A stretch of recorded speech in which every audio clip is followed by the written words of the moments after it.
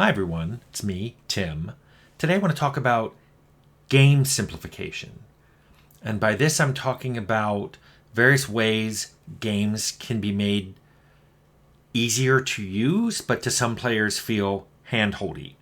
This is me answering a question from VA Camus, who asks, recently I saw some screenshots from games with very obvious clues where to go next. I mean, like very obvious gray rock formations with obvious yellow protrusions to stick to, ancient ladders painted in yellow, etc. I don't actually know from what games those were. What is your stance on hand-holding the player in games and or freedom for letting them get lost? I'm just going to say the whole freedom thing kind of is a separate issue, and I'm all for various degrees of freedom and open world and all that. And I think that's great, and if players get lost, they have fun with that. And that's a whole question about whether to have maps and map icons and all that. But I want to stick to the things that are being done to make the game simpler or simplified, or what some people call hand-holdy. Now, this is a dilemma that has always existed. There's always been this question of how obvious do we make this? Do we point the player in this direction? How many clues do we have? And let me just tell you now that as a designer, it always seems like no matter how much you give in clues on where the player is supposed to go, how they're supposed to do something, how they're supposed to complete this quest, for some group of players, it never seems like it's enough, and they rage quit in frustration because they couldn't figure out that, the gems had to be put in order, even though the NPC said that. Versus other players who get upset, as OP mentioned, like, okay, that's a very obvious place I can climb up, but did you have to, paint it in bright yellow so it's obvious that's where I continue? Now, like I said, this dilemma for designers have always existed, but it's becoming more and more an issue in these very profit-oriented times. Because let me spell out the issue more clearly. It is namely this: should a designer add a feature that makes the game sales increase even if players say they don't want that feature? Because let's unpack what that means. OP mentioned a yellow color being used to indicate where the player can climb. Now notice in this case, there is absolutely no functionality added to the game. Players can climb there, no matter whether they see that it's in color or not. I may miss that, by the way. You may think it's a brightly colored yellow, but for me it may be the same as the gray that the rocks are. So I may not even notice it. But the area is climbable no matter what. So it didn't add any kind of functionality, but it did make it easier for the player to figure out what to do. This is hand-holding. I understand why people call it that. It is basically saying, hey, we know there's this thing you got to figure out. We're going to make it easier. But just so you know, hand-holding has a whole spectrum of things that people can mean by saying this game is very hand-holdy. So let's look at this in one very narrow context. Let's talk about shooting a gun. And let's talk about all the ways that games get hand-holdy. And I'll start low and move to high. So a very low one is an aiming reticle.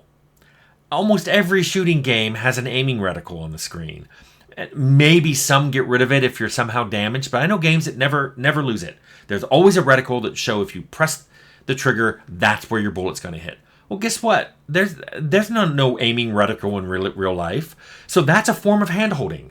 It is a form of making it easier for you, the player, to play the game. Very few people complain about it, though. And I'm sure a lot of people would complain if the game didn't have it.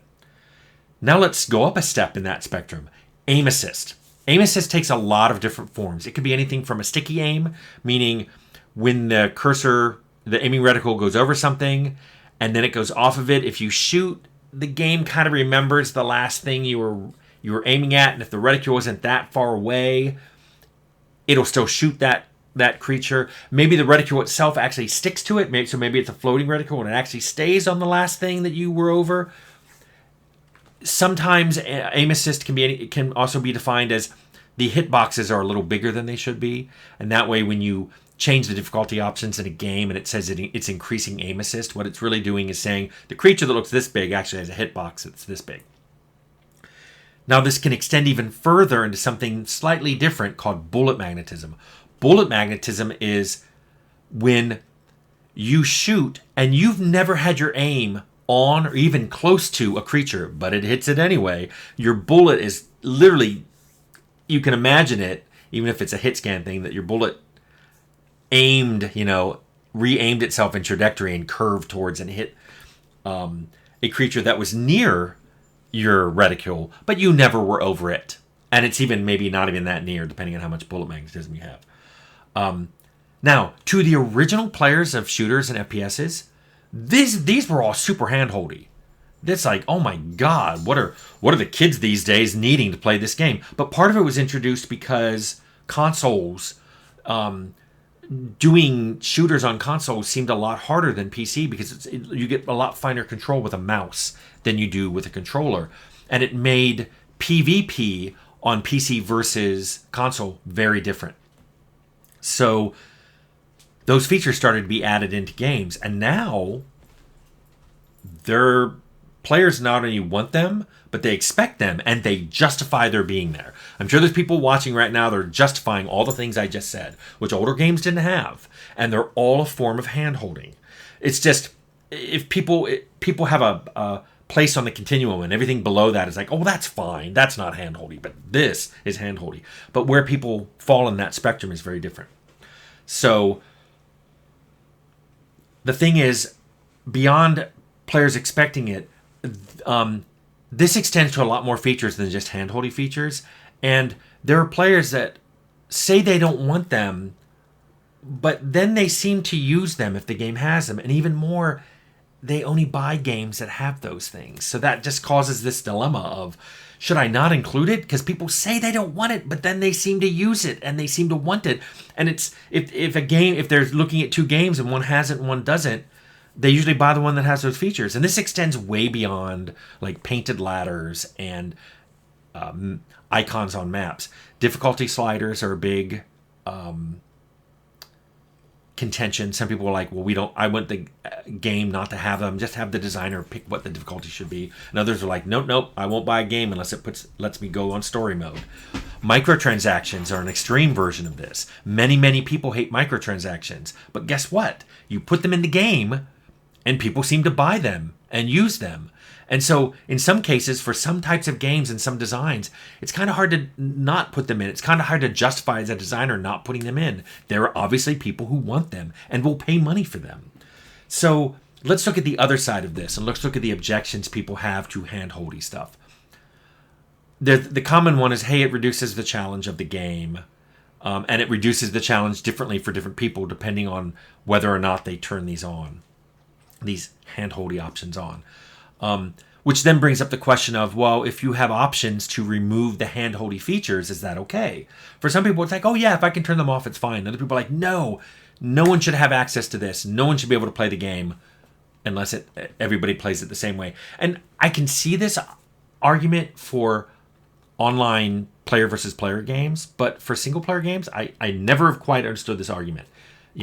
Control yourself. You don't want save games, anywhere in the game, you just want them in certain locations, okay, turn that option off. But people are like, no, don't give me the option. I can't control myself. And the question then is, are these objectors in the minority? Is it just a few people who don't like it, or is it a lot, or does that not even matter? Should you not take that into account? Well, guess what? Some of these hand-holdy features enter the territory of accessibility. You're trying to make your game not just have a broader appeal, but literally allow more and more people to play the game who otherwise physically wouldn't have been able to play it. This is a big thing for me with my color blindness. Without color blindness options, there's a lot of games I literally can't play. So as hand-holdy as it may seem, some of these options seem, some people can't play a game without aim assist or some of the other difficulty options or things like that. So as with any of the things I've talked here about, these hand-holdy things are a spectrum. So no matter what the designer chooses to do in a game, for some people, some players will go, that's too much, you've gone way too far. And other people will say, you haven't done enough. I can't believe you didn't put these really common expected options in the game. And in this sense, hand-holdy options are and game simplification, it's no different than any other choices the designer needs to make. You basically have to decide what your design POV is. So what I usually do is I make a base game, and by base game I mean either there are no options or these are what the default options are set to, and I make it work the way I want it to work. And then I provide options for players to change things they want. Sometimes accessibility options are included to let people change the game so they literally are capable of playing it. And then some of them are difficulty options, like this makes the game easier to play. This makes certain things in the game easier to notice or easier to perform. Not possible. Like it's possible either way. This just makes it more obvious or easier to do. And in that sense, I don't think this has anything. Game simplification isn't any different than other videos I've talked about, and I'll link below to things like balancing game features and whether you should even have difficulty settings and what type in your game. Because I've talked about that before. They all have some bearing on this, but game simplification is different enough that I thought I'd give it its own video, and I hope, VA Chemist, this answered your questions.